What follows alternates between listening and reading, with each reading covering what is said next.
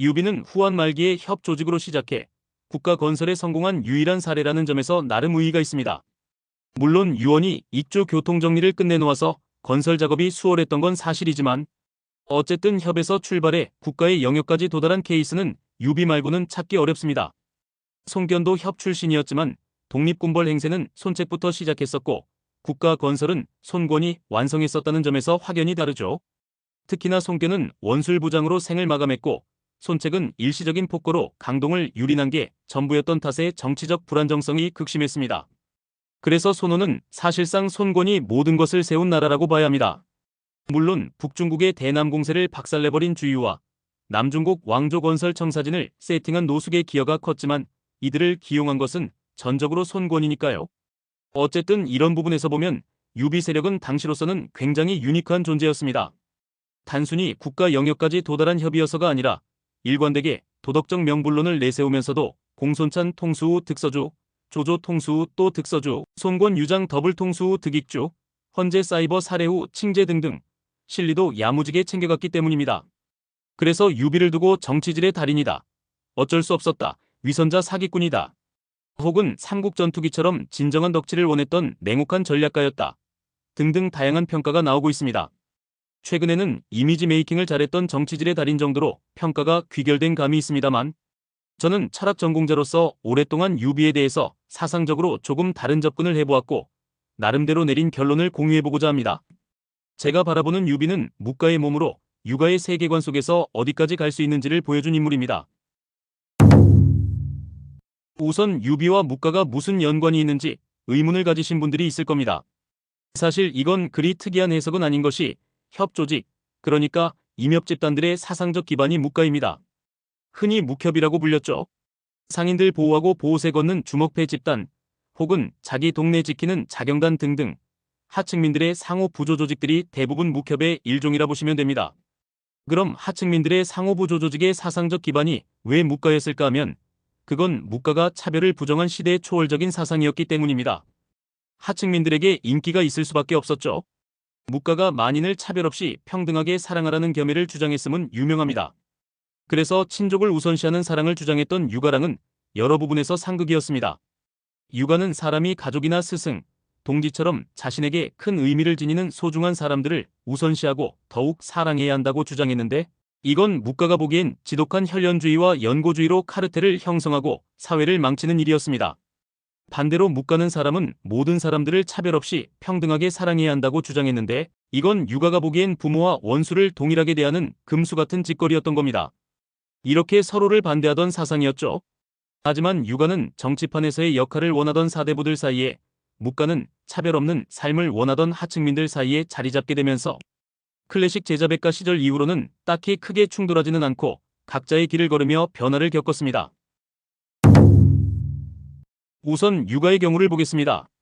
후한은 황족과 유가 사대부들이 연합하여 세워진 나라였던 만큼 개국 초기부터 황제와 사대부들의 헤게모니 싸움이 상당히 치열했습니다. 신하는 군주에게 충성하는 것이 의무다, 이런 건 그저 프레임일 뿐이고 예나 지금이나 정치인에게 권력보다 우선시되어야 할 것은 없거든요. 이건 전한 때도 똑같아서 한선제가 곽광을 축출하고 친정 시도를 하는 등 사대부들로부터 권력을 되찾기 위한 노력을 많이 했었습니다. 반면 사대부들은 스스로를 천하의 공치자라 주장하며 권력을 지키고자 했죠. 황제는 우주적 코스모스의 중심을 잡는 존재로서 세속과 떨어져 있어야 한다는 의무를 부여한 것도 사대부들이었습니다. 그래서 신적인 존재로서의 의무를 어기면 사대부들의 함정에 빠지게 되니 황제들은 대놓고 세속적인 권력 다툼을 할 수가 없었던 겁니다. 의무를 저버린 군주는 끌어내려도 죄가 아니라는 역성형 명론이 유가의 중시조 맹자에게서 나왔다는 사실을 황제들은 잊을 수 없었죠. 그래서 황제들은 자신을 대신하여 사대부들과 싸울 대리자들을 배치합니다. 이게 바로 외척과 환관입니다. 이들은 황제에 기생하여 부귀를 누리던 문고리 집단이기 때문에 일단은 황제를 배신할 일이 딱히 없어요. 기생충이 숙주의 육신을 포기하지 않듯이 말입니다. 때문에 외척과 환관을 빌런으로 취급하는 경향은 사대부들의 프로파간다에도 해당합니다. 그래서 사대부들은 선 외척이나 환관은 악으로 규정하고 삼국지를 바라보게 되면 그 내부 속사정들을 이해하기가 어려워질 수 있습니다. 결국 외척과 환관을 앞세워 권력을 지키려 했던 황제들, 스스로를 천하의 공치자라 주장하며 권력을 되찾으려 했던 사대부들의 싸움이 갈수록 격화되면서 후한 말기에 들어서서는 나라가 박살이 나버립니다. 이때 사대부들의 궁극적인 염원이었던 승상제를 부활시킨 조조가 그들의 강한 지지를 받았던 것도 이상한 일은 아니었죠. 유가적 세계관이 한계에 도달하면서 생겨난 온갖 반란들은 곧 다른 사상들에게는 기회였던 겁니다. 그래서 저는 황건의 난이 한계에 봉착한 유교 세계관을 부수려 했던 도교 세계관의 쿠데타 시도라고 보고 있습니다. 어찌됐건 분명 유가적 이념이 사회 전반을 물들였던 시대이긴 했지만 황건의 난으로 알 수 있듯이 유가적 이념이 모든 하층민들에게도 강한 영향력을 행사한 것은 아니었다는 겁니다. 사실 그저 사대부들의 정치적 도구로 쓰였을 뿐이니까요. 그럼 이번엔 묵가의 경우를 보죠. 묵가에서 주장한 대표적인 교리는 바로 비공입니다. 말 그대로 공격을 하지 않는다는 거예요. 전국시대의 클래식한 묵협 집단들은 침략전쟁을 겪는 나라를 도와서 방어해주고 다시 길을 떠나는 범국가적 자경단이라는 정신나간 낭만을 보여줬습니다. 이것 또한 모두가 전쟁에 이기지 못하게 만들어서 전쟁을 없애자는 시대초월적인 이상론 혹은 망상론이 바탕이었는데 이 세상의 모든 이상주의들이 그렇듯 훗날 이 비공사상도 점차 사라져갔습니다. 본래 클래식 묵협들은 방어를 위해 소국들의 용병으로만 쓰였는데 점차 대국들의 요청에도 응하게 되었고 이렇게 묵협들의 세력이 커지면서 묵협두목은 자기 영향권 내에서 절대적인 권력을 누리게 되었습니다. 묵협두목은 거자라고 불렸는데 이들은 조직원들의 살생권까지 가지고 있었을 정도로 자기 나와바리 안에서는 그냥 황과 다름이 없었던 거죠. 이를 정당화하기 위해 탄생한 교리가 바로 상동입니다. 이게 뭐냐면 모든 의견을 윗사람의 의견으로 통일한다. 즉 윗사람에 대한 절대복종입니다. 계급과 차별을 부정하고 평등을 주장한 묵가도 결국은 일종의 군벌 집단으로서 현실과 타협한 결과였습니다. 이러한 묵가의 상동사상은 꾸준히 이어져 중화 전역에 퍼진 후기 묵협들에게는 아주 당연시되는 교리로 자리 잡게 됩니다. 당연히 세속화된 묵협두목들이 권력을 휘어잡기 위해 상동사상을 꾸준히 강조한 결과였습니다. 묵협이 폐쇄적인 구조를 지니고 있었던 만큼 두목들의 상동사상 강조는 세뇌 수준으로 확고부동하게 뿌리를 내렸죠. 이러한 상태로 오랜 세월이 흐르자 점차 묵협 조직원들은 묵협 조직을 삶 그 자체로 여겼고 두목에 대한 충성심이 강조될수록 혈족보다 두목을 중시하게 되었습니다. 이는 묵자의 겸해를 두고 맹자가 부모도 못 알아보는 금수라고 깐 것과 상통하는 부분이 있죠. 이들은 조직과 두목을 너무 중시하다 보니 혈족을 경시하는 것을 딱히 죄로 여기지 않았습니다. 혈족에 소홀한 것, 즉 불효한 것은 유가적 윤리관에 입각한 부도덕입니다. 묵가적 윤리관에서는 부도덕이 아닙니다.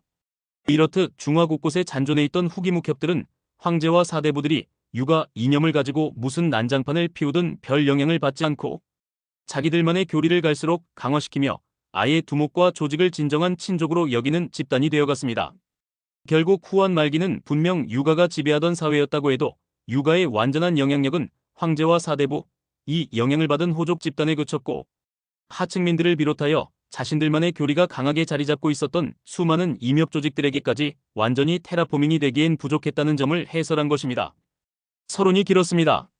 당시의 가장 대표적인 임협 조직이었던 유비 세력을 이러한 시대적 배경을 통해 바라본다면 유비의 모순적인 요소들을 거의 대부분 해석할 수 있게 됩니다. 유관장 삼형제가 의리의 화신으로서 수없이 회자되는 이유는 연희의 영향도 있겠지만 일단은 기본적으로 실제 역사에서부터 굉장히 끈끈한 인연으로 이어져 있음을 보였기 때문입니다. 대표적으로 관우가 조져버리고 유비한테 간 일화가 있죠. 뭐 원소파로 갈아타려던 것이다. 두씨를 강탈해 가서 빡친 것이다. 등등 여러 해석이 나오고 있지만 어찌됐건 관우가 더 여건이 좋았던 조조를 버리고 더 여건이 열악한 유비에게로 돌아간 것은 명백한 사실이고 이전부터 유비의 두터운 은혜를 거론하며 돌아가겠다는 암시를 해왔던 것도 사실입니다. 원소파로 갈아탄 것이라는 해석도 좀 뇌절인 게 조조 밑에서 정우작이랑 장군직 받고 출세하고 있었는데 이 커리어를 포기하고 원소의 객장이던 유비의 직속사로 돌아가는 거거든요. 입사하자마자 대리로 승진했는데 뜬금없이 경쟁기업 인턴으로 재출발하는 멍청이가 어디 있을까요? 그리고 장비 같은 경우는 장판파에서 유비가 고작 20기만 줬는데도 세상 쿨하게 후방을 맡은 일화가 있습니다. 상대가 기병 5천이었는데도 그냥 한 겁니다. 너무 쿨하게 지나간 일하다 보니 부각이 은근 안 되는데 이것도 정말 평범한 의리 가지고는 말이 안 되는 일입니다. 마지막으로 유비는 관우의 죽음에 눈이 뒤집혀서 상식적으로 말이 안 되는 전쟁을 일으켰다가 야무지게 자폭한 일이 있죠. 이릉대전도 위신 회복을 위해 불가피한 전쟁이었다. 형주 수복과 융중대 복원을 위한 전쟁이었다 등등. 유비에게 각종 합리성을 부여하려는 시도가 있습니다만 이 부분은 확실하게 짚고 넘어가야 합니다. 이릉대전은 100% 유비의 감정적 원인으로 일어난 전쟁입니다. 위신 회복을 위해 불가피한 전쟁이었다면 국지전 몇 번 이기고 자기대치 정도만 하다가 내가 도량이 넓어 너희 손씨 도적놈들을 용서하노라 선언하고 끝내도 사실 큰 무리는 없는데 육지 보급로 400km를 뭘 믿고 깔았던 걸까요? 병참술과 군수습만큼은 일가견이 있던 유비가 보이기에는 지나치게 비상식적일 뿐더러 막판에 회피기동을 포기하고 마한산 등산으로 잔존병력까지 전부 태워버린 똥꼬쇼는 유비에게 원수를 갚는 것에 대한 강박이 있었다고 보는 것 말고는 다른 해석이 불가합니다. 그리고 형주 수복과 융중대 복원을 위한 전쟁이었다는 주장의 맹점은 수군 인프라가 온전히 갖춰지지 못한 상태에서의 형익견병이 사실상 불가능하다는 점을 간과했다는 겁니다. 형주와 익주는 기본적으로 산맥에 가로막혀 있기 때문에 수로를 온전히 확보하지 않으면 모든 보급을 육로로 감당해야 합니다. 이게 얼마나 말이 안 되는 소리냐면 익주에서 형주와 가장 가까운 영안은 남군까지 대략 500km 거리에 떨어져 있습니다. 서울에서 부산까지 걸리는 거리에다가 100km가 더 추가되는 겁니다. 이 미친 거리를 그냥 육지에서 병사들이 보찜 들고 수레 끌면서 무대포로 보급을 한다는 건데 굉장히 비현실적이죠. 그런데도 유비는 수군 인프라도 없는데 그냥 모든 보급로를 육지에 깔면서 닭돌만 하다가 지나치게 길어진 병참선이 일거에 붕괴되면서 괴멸당했습니다. 형주랑 익주에서 산 세월을 합치면 최소 15년 내지 20년 정도 되는 유비가 설마 형익견병의 난제를 모르고 이랬던 것일까요? 유비도 견병이 사실상 불가능한 상황이라는 것을 모르지 않았습니다. 단지 이성보다 감정이 앞섰을 뿐이죠. 심지어 유비의 군사작전을 담당했던 법정은 형익견병이 아니라 익주와 옥량주 견병을 대전략으로 고려할 뿐 형주 얘기는 아예 하지 않았죠. 결국 형익견병을 기반으로 한 제갈량의 융중대는 형주에 마련되어 있던 수군 인프라가 관우 사망 기점으로 작살난 순간 효용이 끝난 전략이었습니다. 유비는 이 효용이 끝난 전략의 부재를 메꿀 수 있는 대안이나 보험을 수립하지 않고 출격했죠. 이게 맹점입니다. 유비는 지금껏 살면서 대안이나 보험이 없는 무지성 궤도를 친 적은 없습니다. 서주 시절 원수를 치러 갈 때도 장비를 남겨 조표를 감시시켰고 입촉 시절에도 장비 좋은 제갈량 다 부르면서 관우만큼은 보험으로 남겨뒀었습니다. 근데 이릉대전은 이러한 전략적 고려가 전혀 느껴지지를 않습니다. 조은과 황곤의 전략적 조언과 대한설파를 모두 묵살하고 각각 후방과 대위전선으로 치워버리면서 친정을 나가버렸죠. 즉 이릉대전은 명백하게 유비가 빡 돌아서 억지로 일으킨 관우에 대한 의리와 애정이 지나치게 깊었던 탓에 일어난 비합리적, 비이성적 전쟁이었던 겁니다.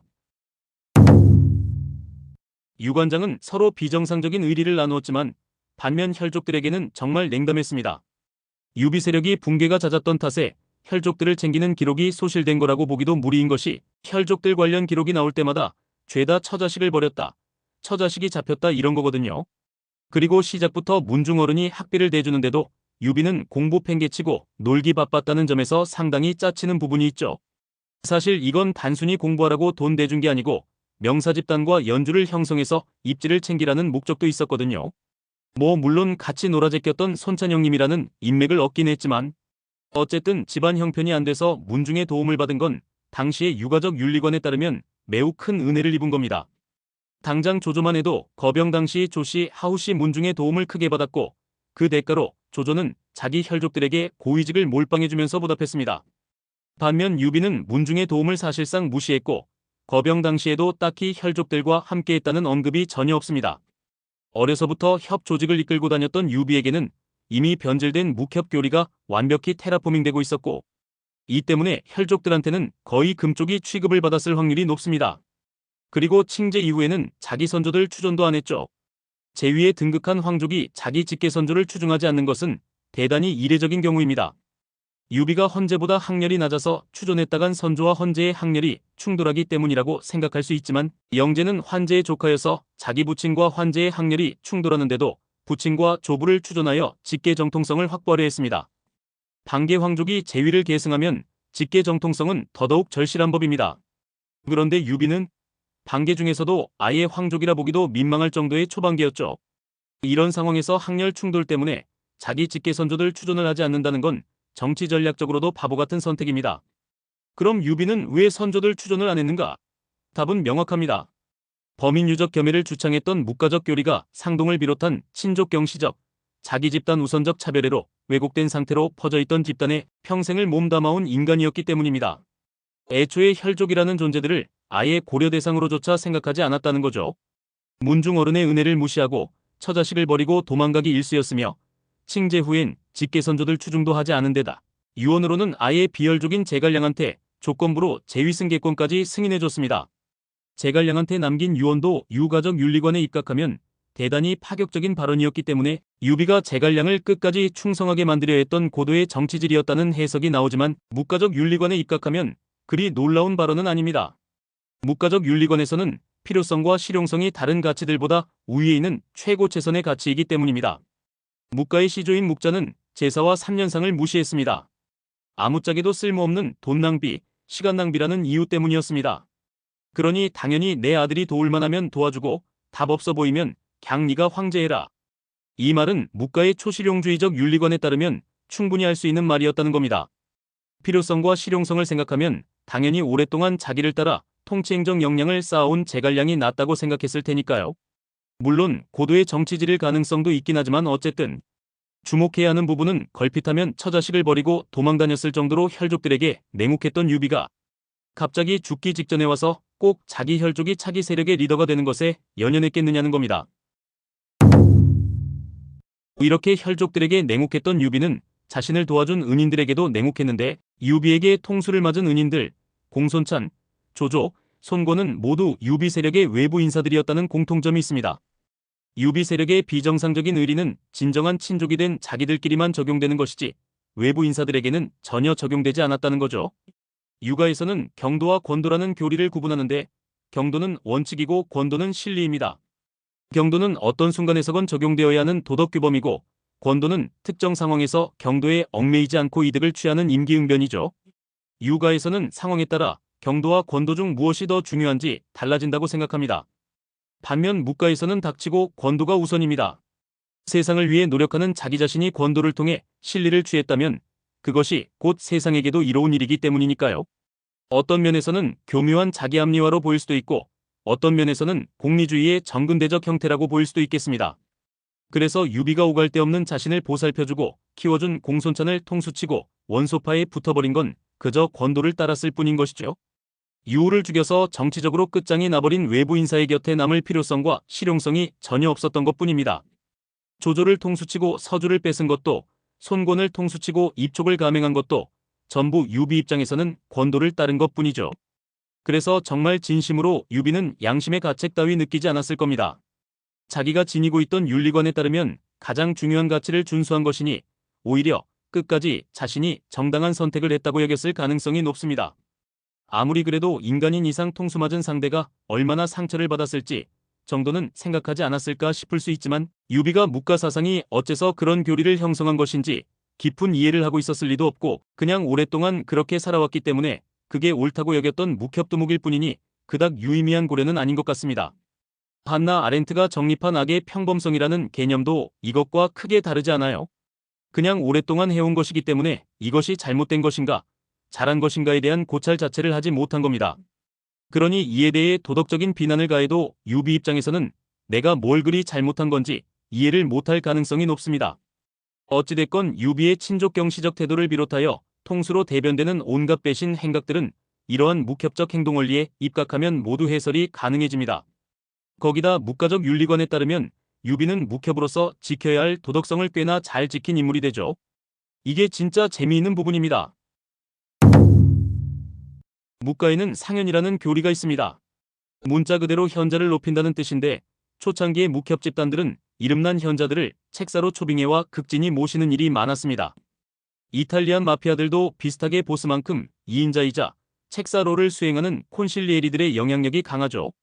이걸 토대로 유비가 책사들을 대하는 태도를 하나하나 따져보면 이조차도 상당히 잘 맞아떨어집니다.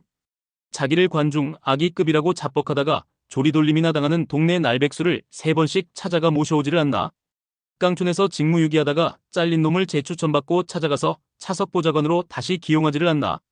관우 장비한테도 안 내려준 시호를 상대적 신참이었던 데다 총에 믿고 범법 저지르면서 날뛰던 망나니한테 내려주지를 않나? 자기 싫다고 세상 끝까지 도망치던 놈을 어떻게든 스카웃해서 주요 정책 기반의 핵심으로 기용하지를 않나? 책사들에게 굉장히 진심이었죠. 조조나 송곤도 책사들을 아끼긴 했지만 유비는 이와 비교해도 상당히 파격적인 애정을 보여줬음을 알 수 있습니다. 이것을 묵가에서 주창했던 상현의 교리에 입각한 행동이라고 해석한다면 개연성이 있죠. 유파가 아무리 자신에게 벽을 세워도 끝까지 해코지하거나 좌천시키지 않았고, 법정이 죽었을 땐 생애 처음이자 마지막으로 직접 시호를 내려주었으며, 방통이 죽었을 땐 방통을 모욕한 장존을 즉시 파면하고 방통더러 죽음으로써 인을 이룬 사람이라고 치하했고, 제갈량과의 마지막 순간에서는 그에게 황제가 되어도 좋다는 파격적인 유언을 남겼습니다. 유비가 노회한 정객, 정치질의 달인이라는 이미지가 강하긴 하지만 자기 콘실리에리들에게 보인 애정만큼은 미디어에서 수없이 낭만화된 이상적인 마피아 보스의 그것과 크게 다르지 않습니다. 관우의 죽음에 눈 돌아간 것도 그렇고 자기 패밀리 식구들을 대하는 태도는 비교적 순수한 면이 있었습니다. 앞서 여러 번 강조했듯 묵협 집단은 그들이 곧 서로의 친족입니다. 두목인 유비는 자기 식구들을 진짜 친족으로 대했고, 관우와 장비를 비롯한 조직, 패밀리들은 스스로를 두목의 수족이라 여기며 절대적인 충성을 바쳤습니다. 그런데 관우 장비 같은 스타팅 멤버들은 그렇다 쳐도 나중에 들어온 멤버들은 왜 유비에게 절대 충성을 바쳤을까요? 이는 유비 세력이 곧 서로의 친족이었듯이 유비가 나중에 들어온 신입들을 단순 후임자가 아니라 늦둥이 자식에 가깝게 여겼기 때문입니다. 유비와 관우는 겉으로는 군신의 관계이나 실제로는 부자의 관계와 같습니다. 유가적 윤리관이 익숙한 다른 사람들 입장에서는 유비 세력의 정서적 유대가 저렇게 보일 수밖에 없었죠. 유비가 자기 부하들을 대하는 태도는 군주가 신하를 대하는 방식이 아니라 부모가 자녀를 대하는 방식에 가까웠으니까요. 이 때문에 조은과 같은 침상을 쓰며 잔 것, 날백수였던 제갈량에게 3번이나 찾아간 것 등 유비가 부하들을 대하는 친족적인 태도는 유가적 윤리관 속에 있던 이들에게는 엄청나게 강력한 플러팅으로 다가온 것입니다. 그래서 일개 식객들과 같은 자리, 같은 밥그릇을 써서 자신을 암살하러 왔던 자객조차 감복시키고 자칫하면 뒤지는데도 자신을 따라온다는 이유만으로 10만 백성들을 어떻게든 끌고 가려 했던 유비의 지나칠 정도로 인외적인 태도는 생각보다 간단하게 해석될 수가 있죠. 무릇 큰일을 이룰 때는 필히 사람을 근본으로 삼는 법이요. 지금 사람들이 내게 귀부하는데 내가 어찌 참아버리고 떠나겠소. 이 발언의 후자에 주목해야 합니다. 지금 사람들이 내게 귀부하고 있다. 묵협두목 입장에서 사람들이 자신에게 귀부한다는 것은 새로운 친족들, 새로운 패밀리들이 생겨나는 것입니다. 조직의 아버지로서 유비는 자신의 자녀들을 부양할 의무가 막중했고, 이 때문에 유비의 진짜 자녀들은 늘 우선순위에서 밀려 허구한 날 헌신짝처럼 내팽개쳐졌습니다. 자신을 떠나던 전이 앞에서 그리 구슬피 울었던 이유도 다르지 않죠. 단순히 뛰어난 인재를 잃은 애석함이 아니라 친족과 사별하는 것과 비슷한 수준의 아픔을 느꼈기 때문입니다. 유가적 윤리관 영향력 하에 있는 인물들은 서로 이 정도의 결속을 보여주진 않아요. 이들은 서로를 아무리 경애한다고 해도 서로를 혈족 이상으로 중시하는 경우는 많지 않았습니다. 혈족을 저버린 마초와 강유가 평생 불효자 꼬리표를 달고 살았듯이 당대 규범상으로도 어려운 일이었죠. 그리고 유비를 적대한 인물의 대표는 유파가 유명한데, 유파도 유비의 묵협적인 개성을 증명하는 증인 중 한 명입니다. 유파는 당대의 저명한 유가 사대부였죠. 유파가 왜 유비를 적대한 것인지 아직 갑론을박이 많습니다만 답은 의외로 명확합니다. 유가 사대부로서 유비의 비유가적 윤리관에 큰 반감을 느꼈기 때문입니다. 유가에서 가장 진보적이었던 맹자조차 묵가를 부모도 모르는 금수새끼들이라고 깠던 것에서 알 수 있듯이 유파처럼 보수적인 유교꼰대 탈레반 입장에서 묵협두목을 따른다는 것은 그야말로 자신의 인생 전체를 부정하는 것이나 다름없었거든요. 그리고 생각보다 부각이 되진 않지만 조우는 장판파를 기점으로 조금씩 유비 세력과 노선을 달리했던 것으로 보입니다. 유비가 처자식을 버리고 튈 때 조운이 홀로 롤백해서 구해온 것도 단순히 책무감이 강했던 것뿐만 아니라 조운이 근본적으로 유장이었기 때문입니다. 어진 정치가 있는 곳을 따를 뿐이지 명장군을 사사로이 따르는 것이 아닙니다. 끝내 덕을 저버리지는 않겠습니다. 우리가 서로 동성이니 경의 형이 내 형과 같소. 이주 백성들은 처음 전란을 겪었으니 논밭과 집들을 모두 되돌려주고 생업에 복귀하게 해야. 조운의 여러 발언들에서 보이는 공통점은 조운은 무장인데도 유가 사대부에 가까운 마인드를 가지고 있었다는 겁니다. 조운이 관장마왕과 세트로 묶인 거물이었는데도 딱히 자기만의 파벌도 없었고 홀대설까지 거론될 정도로 정치적 입지가 크지 않았던 것은 조운 스스로 유비 세력과 깊이 동화되는 것에 대해 어느 정도 선을 두었기 때문이 아닐까 싶어요. 물론 유비와의 유대가 약했다는 말은 아닙니다. 유비의 묵협 플러팅은 개인적으로는 매우 크게 다가왔을 것이고 유비에 대한 충성도 관우장비 못지 않았던 것이 사실입니다. 다만 조우는 유장으로서 묵협적 세계관과 묵가적 윤리관에 완전히 적응하지는 못했고 두목의 뜻에 절대 복종해야 하는 상동사상과는 반대로 유비에게 여러 태클을 걸어대면서 유가적인 뚝심을 지켰습니다. 이는 결국 유장으로서 지니고 있던 한계였죠. 그리고 그나마 생사고락을 함께한 조운이니까 봐준 거지 유비에게 각자 태클을 걸었던 다른 인물들은 대부분 험한 꼴을 봤습니다. 비신은 좌천됐고 진밀은 하옥됐고 옥무는 처형당했죠. 이들은 기본적으로 입촉후 유비의 친이묵협 집단과 대등한 영향력을 형성한 사대부 세력이었고 이에 따라 유비가 입촉후 묵협적 마인드뿐 아니라 유가적 세계관을 견제할 필요가 있는 군벌로 거듭나고 있는 과도기의 유비를 긁었다는 공통점이 있습니다. 유비는 묵협 패밀리의 힘만으로는 국가 건설에 이를 수 없다는 것을 인지하고 형주, 익주 시기부터는 사대부들과의 연대 또한 중시하기 시작했지만 묵가적 마인드와 유가적 마인드가 아직 밸런스를 갖추지 못하고 혼재되어 있던 상태에서 관우의 죽음이라는 생애 최악의 정신적 붕괴를 겪고 있었고 이 상황에서 새파란 신입들이 긁어대니 유비도 이들을 묵협두목이 패밀리 대하듯이 대할 수 없었던 겁니다. 결국 유비를 적대했거나 갈라졌거나 조금이라도 의견 충돌을 보였던 이들은 모두 유가적 인물이라는 공통점이 있습니다. 백성들 인질로 잡고 술파티 벌이던 유비를 혼내다가 쫓겨난 방통도 그렇고 유비랑 갈등 빚은 인물들은 거의 다 유가 사대부들이었죠. 조운도 사대부 느낌이 강한 장수였고 말입니다. 거기다 관우장비를 비롯한 초기 묵협 패밀리들은 유비를 거슬러 보기는커녕 유비에게 반대 의견을 낸 경우조차 없었습니다. 관장이 제갈량 질투한 거나 관우가 황충 디스한 건 유비한테 반발한 거라기보단 형, 왜 쟤를 이렇게 이뻐해? 형한테는 내가 최고 아니었어?